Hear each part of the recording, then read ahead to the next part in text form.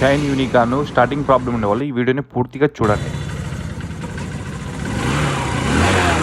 నేను కార్బొరేటర్ వేసాం, ఎట్లుంది నా మీ బండికి? సూపర్గా. ఓకే, ఇంకా తోలిన తర్వాత మళ్ళీ ఒకసారి ఒక వీడియో అయినా పెట్టండి. ఓకేనా, థ్యాంక్ యూ సో మచ్. చూసినారు కదా ఫ్రెండ్స్, కస్టమర్ ఫేస్లో ఆనందం ఎట్లుందో. ఈ బండి పని ఏం చేసినాం చెప్తాను చూడండి.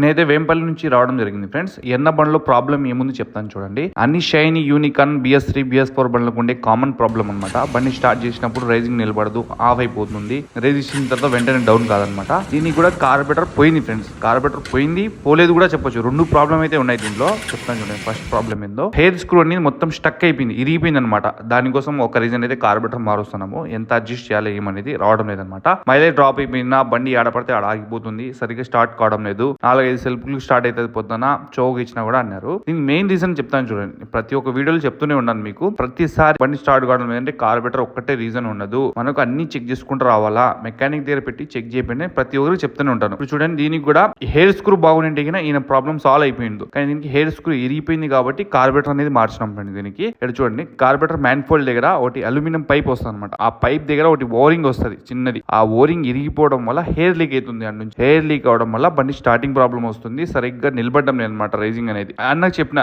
దీనికి తీపి హెయిర్ స్క్రూ కొత్తది వేసినామంటే సెట్ అయిపోతుంది మీ బండికి. హెయిర్ స్క్రూ తీపియాలన్నా అంటే వద్దులేనా, మనకు అవసరం లేదు. స్పాకో కార్బొరేటర్ నేను చూసినా బాగుంది అంటున్నారు, స్పాకో కార్బొరేటర్ వేయండి, ప్రాబ్లం నాకు సాల్వ్ కావాలా అని చెప్పారు. ఇంకా మొత్తానికి మనకు తెలుసు కదా స్పాకో కార్బొరేటర్ ఎట్లుంటుందో. అన్న అయితే బండి BS4 అంటారు, కానీ నేను BS3 అంటాను.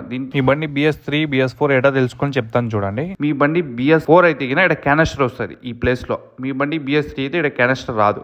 ఇంకోటి మీరు ఎట్లా తెలుసుకోవాలంటే, మన BS4 బండికి head light on off switch రాదు, BS3 బండికి head light on off switch వస్తుంది. ఈయన 16 మ్యానుఫ్యాక్చరింగ్ అనమాట. బండి రిజిస్టర్ అయింది 17లో. అన్న ఏమంటాడు, నాది BS4 నా అంటాడు. కానీ అట్లా కాదు ఫ్రెండ్స్. మీరు సింపుల్ గా తెలుసుకోవాలంటే ఇక్కడ క్యానస్టర్ వస్తుంది. మళ్ళీ చెప్తున్నా, ఇక్కడ క్యానస్టర్ వస్తుంది, head light on off switch రాదనమాట మీ బండి BS4 ఉంటే. మొత్తానికి అయితే ప్రాబ్లం ఇది ఫ్రెండ్స్. దీనికి ఆ ఓరింగ్ కట్ అయిపోవడం వల్ల బండి స్టార్టింగ్ ప్రాబ్లం వచ్చింది, లేట్ గా స్టార్ట్ కావడము, హెయిర్ లీక్ అయితే అనమాట. నుంచి ఆ ఓరింగ్ అనేది కొత్తది వేసినాము. మొత్తానికి ఓరింగ్ కొత్తది వేసి స్పాకో కార్బొరేటర్ ఫిట్ చేసేటప్పుడు చూడండి, ఈ ఓరింగ్ చెక్ చేసుకోవాలా. ఇక్కడ చిన్న పైప్ ఉంది కదా, ఈ పైప్ చెక్ చేసుకోవాలా. హెయిర్ ఫిల్టర్ రబ్బర్ ఏదైనా డ్యామేజ్ ఉందో చెక్ చేసుకోవాలా. హెయిర్ ఫిల్టర్ బాగుంటే క్లీన్ చేసుకోవాలా, బాగాలేకపోతే కొత్తది మార్చుకోవాలా. దాని తర్వాత వచ్చేసి ప్లగ్ క్యాప్ కూడా చెక్ చేసుకోవాలి, ఏమైనా ప్రాబ్లం ఉందా. ఇవన్నీ చేసేసినామంటే మళ్ళీ కస్టమర్ కి రిపేర్ రాదనమాట. ప్రాబ్లం స్టార్టింగ్ ప్రాబ్లం రాదు, బండి ఆగిపోతుందని చెప్పి కంప్లైంట్ ఇవ్వరు, అన్న మైలేజ్ రాలేదని కూడా కంప్లైంట్ ఇవ్వరు. ఇదే అనమాట ఫ్రెండ్స్, బండి మొత్తం టోటల్ వర్క్ చేసింది. అయిపోయిన తర్వాత కస్టమర్ కి స్టార్ట్ చేసి చూపిస్తాము అంటే ఆయన ట్రయల్ పోయించినారు. మైలేజ్ కూడా చెక్ చేసినాము, 50 అయితే మైలేజ్ వచ్చింది ఫ్రెండ్స్.